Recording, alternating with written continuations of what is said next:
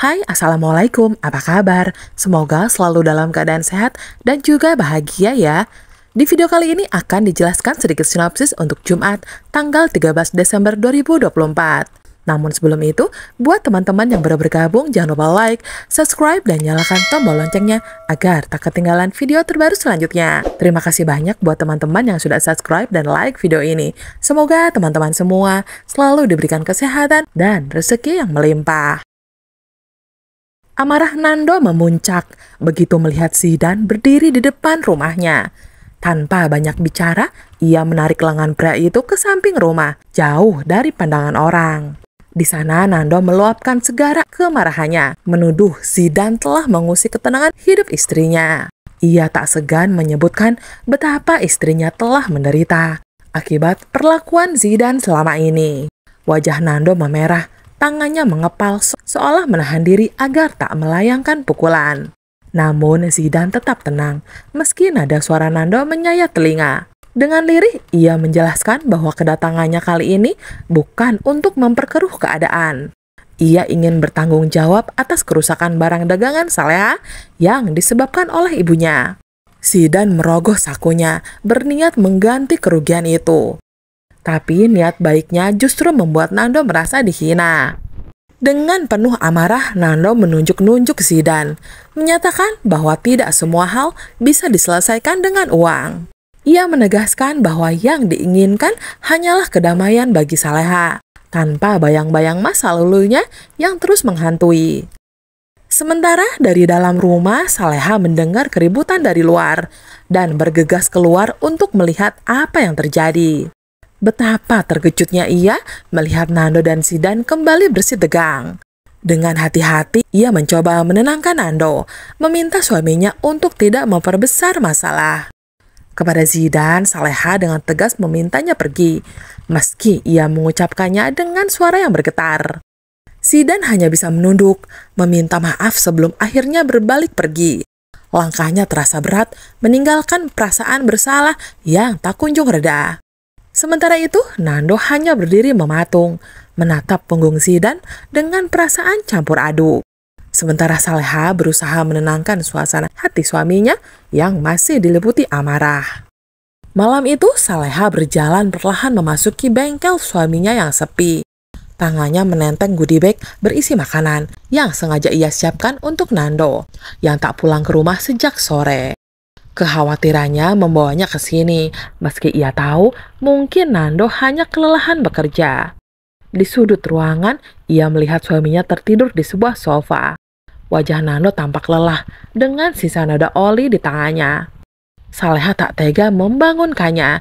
Ia meletakkan kotak makanan di meja, lalu mendekat dan perlahan membaringkan kepalanya di tepi sofa, mencoba menemani suaminya meski dalam diam. Di tengah tidurnya, Nando bergerak tak sengaja, menyikut kepala Saleha yang bersandar di sofa. Ia terbangun dengan kaget, tak menyangka istrinya ada di bengkel. Perasaan haru menyelimutinya saat melihat Saleha yang setia menunggunya dengan makanan yang dibawanya. Terasa mengisi ruang bengkel yang dingin. Dalam obrolan singkat mereka, Nando meminta maaf karena tak sempat pulang. Sementara Saleha hanya tersenyum, menunjukkan bahwa ia mengerti. Malam itu, di tengah kesederhanaan bengkel, cinta mereka terasa begitu dalam, seolah dunia hanya milik mereka berdua. Di kantor polisi, Ramdhani duduk memandang Dita di meja pengunjung. Wajah wanita itu terlihat lelah dan penuh penyesalan, dengan sorot mata memelas yang memohon pertolongan. Dita yang biasanya tampil angkuh serta kemewahan yang belum lama dimilikinya, kini tampak tak berdaya. Ia mengungkapkan keinginannya untuk segera bebas, apapun syarat yang harus dipenuhi. Namun permohonan itu tidak membuat Ramdhani luluh begitu saja. Ia menatap istrinya dengan tegas, menyampaikan syarat yang harus diterima. Jika Dita ingin keluar dari jeruji besi ini, yakni meninggalkan kemewahan dan kembali hidup sederhana, seperti saat mereka bersama di Magelang, sebelum semua berubah. Dita terdiam mendengar syarat itu. Dalam hatinya ia tahu tak ada jalan lain selain menerima. Kebebasan yang ia dambakan jauh lebih berharga daripada mempertahankan ego dan gaya hidup mewah yang hanya membawa kehancuran. Dengan berat hati, Dita menyingkirkan ambisinya akan kemewahan, menyadari bahwa semua yang ia kejar selama ini hanyalah fata morgana yang kini menjebaknya di balik jeruji. Meskipun perasaan itu pahit, ia tahu keputusan ini adalah langkah pertama untuk memulai kembali. Meski harus kembali ke kehidupan sederhana yang dulu ia tinggalkan. Di sudut ruangan itu, keputusan Dita mengubah segalanya, sekaligus menjadi harapan baru bagi perjalanan mereka ke depan. Sementara itu, di lorong kampus yang sepi, Saras menarik lengan Zahwa dengan penuh emosi menuju ke deretan loker perpustakaan. Wajahnya memerah, mencerminkan amarah yang sudah ia pendam sejak lama. Hatinya tak tahan melihat Zahwa terus-menerus mencoba menarik perhatian Bara, pria yang begitu berarti baginya. Dengan suara penuh ketegasan, Saras memperingatkan Zahwa untuk berhenti bersikap manis demi menarik perhatian Bara. Ia bahkan menegaskan bahwa Bara merasa risih dengan sikap Zahwa yang terlalu berlebihan.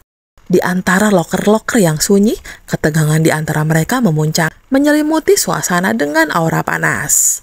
Namun, bukannya merasa terintimidasi, Zahwa justru tersenyum sinis.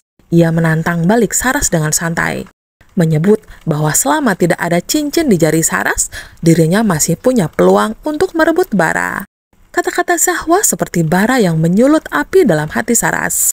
Saat suasana semakin panas tanpa mereka sadari, Bara berdiri di ujung sana. Tatapannya tertuju pada kedua wanita itu, dengan ekspresi bingung sekaligus kecewa. Kehadirannya membuat suasana berubah canggung, meninggalkan ketegangan yang tak terselesaikan di antara mereka bertiga.